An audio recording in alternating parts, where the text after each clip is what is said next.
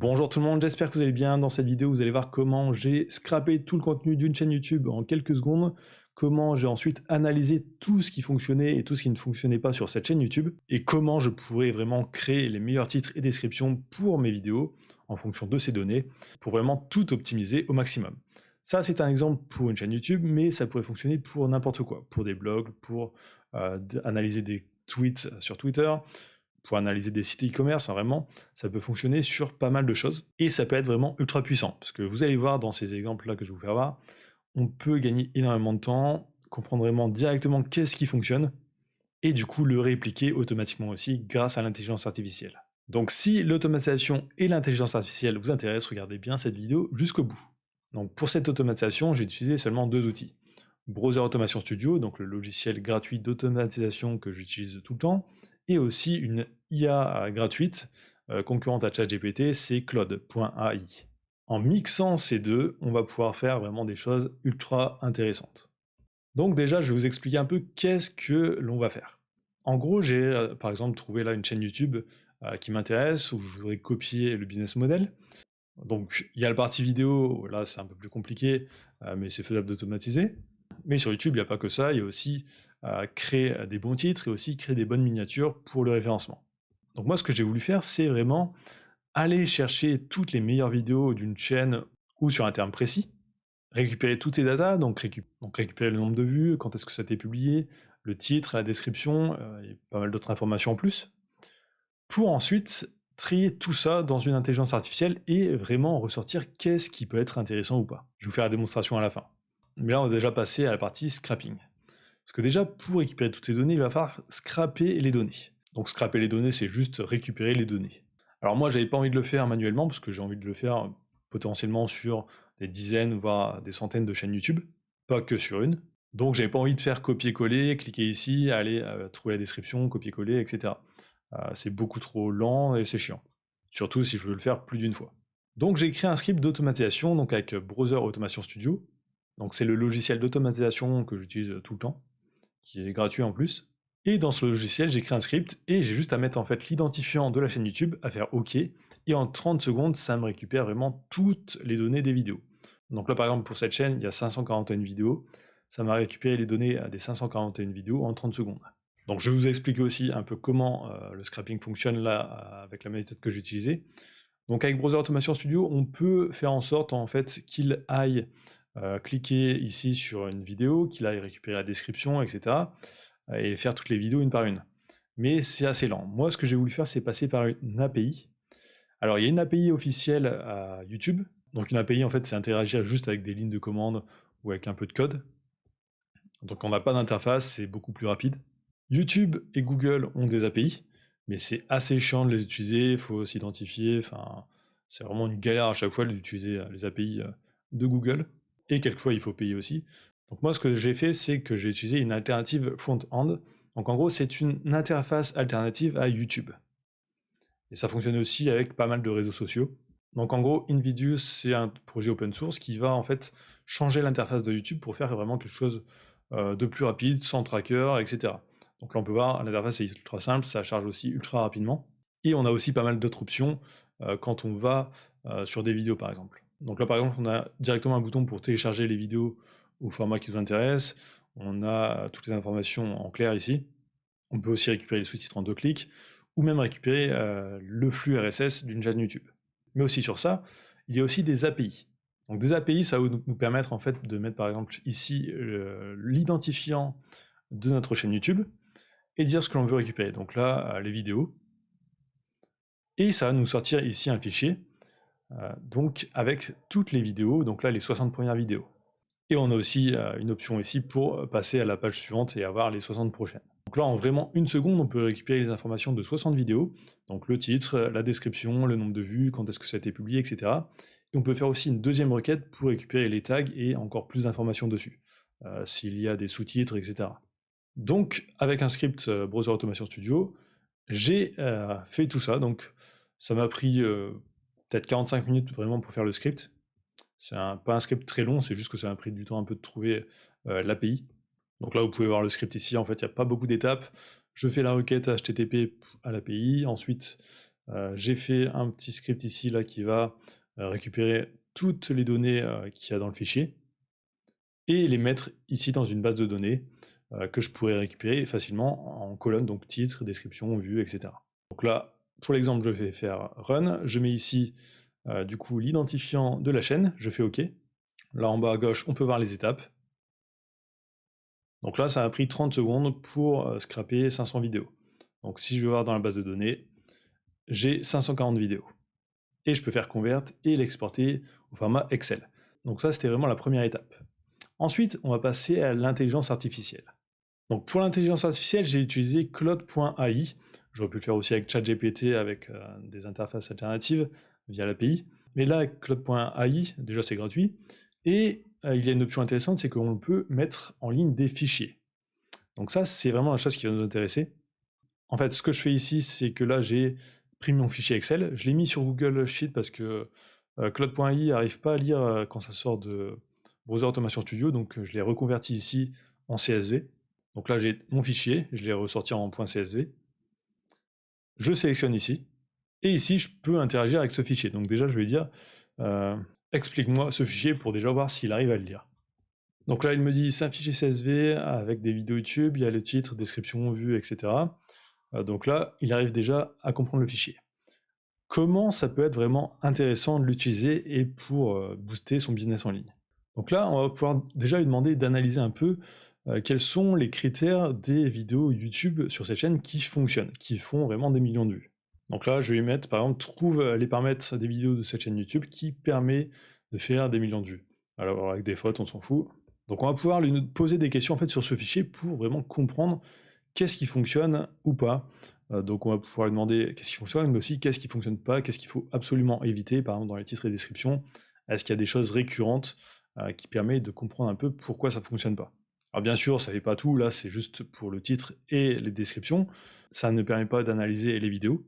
Donc là par exemple, il me sort une liste des vidéos qui font plus d'1 million de vues, avec le titre à chaque fois.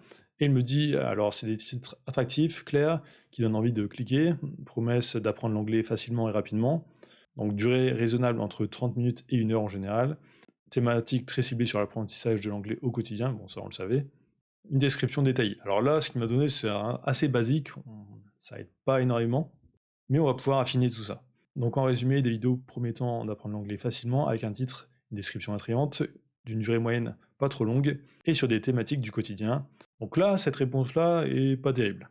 Donc je vais lui demander, donne-moi un exemple de titre idéal, et explique-moi pourquoi. Donc là, il m'a donné le titre en français, j'aurais dû le préciser en anglais, mais apprenez à parler anglais couramment en 30 jours, conversation quotidienne. Donc là, il m'explique pourquoi ça peut être un bon titre. Et il est court et accrocheur, apprenez à parler anglais couramment, capte directement l'attention. Il promet un résultat rapide et concret, donc en 30 jours. Ensuite, il dit conversation quotidienne, indique clairement le contenu de la vidéo de manière attrayante.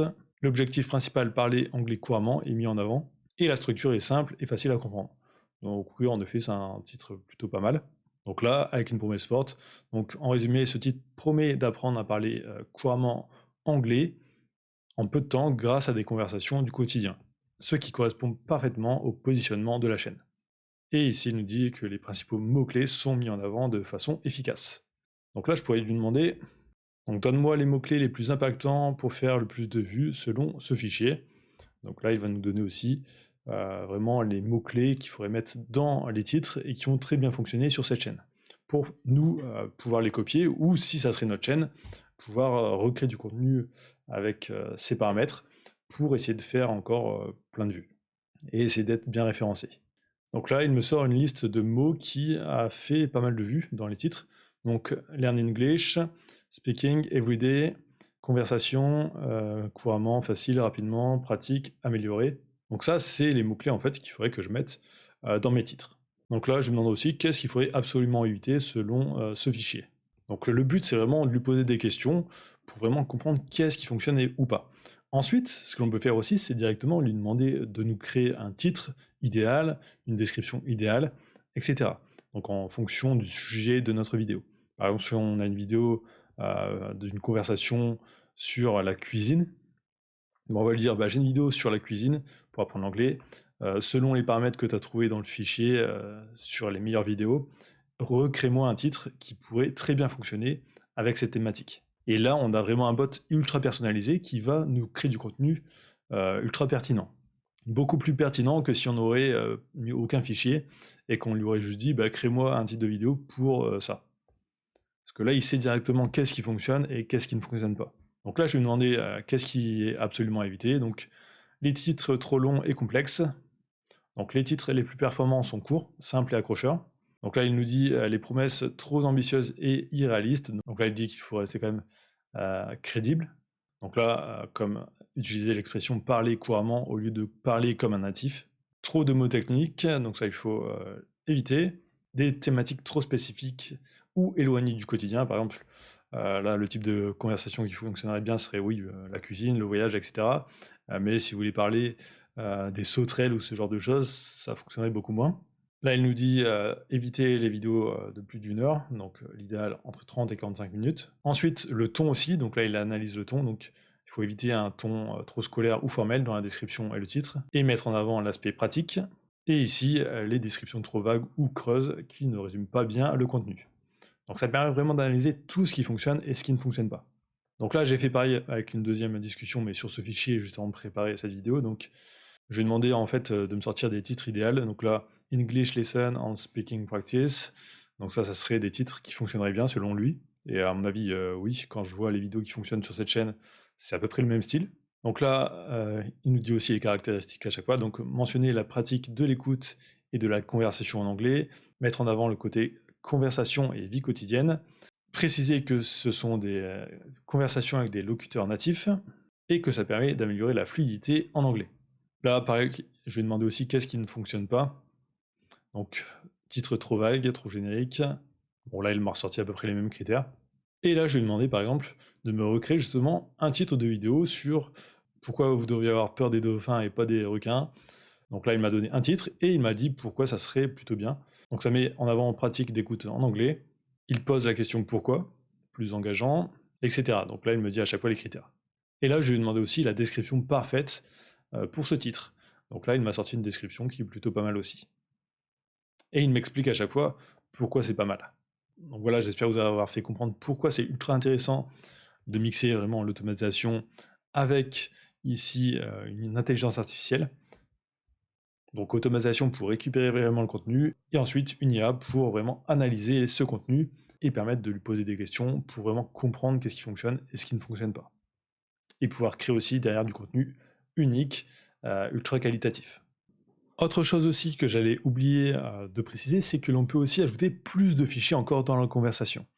Donc là, j'ai déjà mis la conversation pour analyser vraiment les mots-clés, mais je pourrais aussi ajouter un deuxième fichier, par exemple, avec des tags avec leur volume de recherche.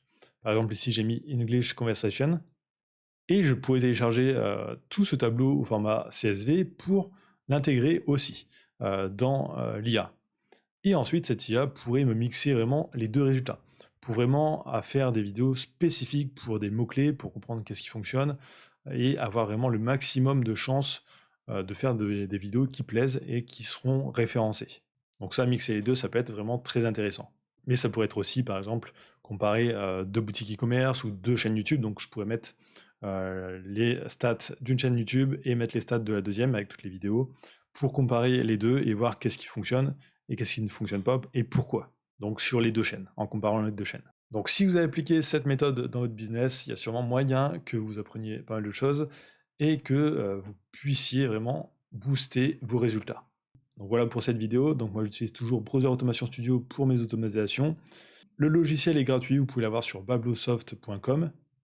Mais si vous souhaitez vraiment apprendre à vous en servir, j'ai créé une formation dessus, donc il y a le lien juste dans la description, n'hésitez pas à aller voir la page pour vraiment comprendre qu'est-ce que vous allez apprendre dessus. Donc c'est vraiment un logiciel ultra puissant, c'est pas facile à prendre en main au départ, donc ça prend pas mal de temps vraiment pour apprendre à l'utiliser couramment et sérieusement. Donc vraiment, si vous voulez gagner du temps dans votre apprentissage, n'hésitez pas à aller voir la formation. Il y a plein d'exercices, il y a plein d'exemples vraiment utiles. Il y a aussi par exemple des modules pour intégrer par exemple ChatGPT à Browser Automation Studio. Il y a aussi d'autres services. Donc si ça vous intéresse, n'hésitez pas à aller voir. Si vous êtes arrivé jusqu'ici dans la vidéo, tapez automatisation dans les commentaires, ça me permet de voir si les gens regardent bien jusqu'au bout les vidéos et ça m'aide aussi énormément pour le référencement. Donc likez, commentez, abonnez-vous et je vous dis à très bientôt.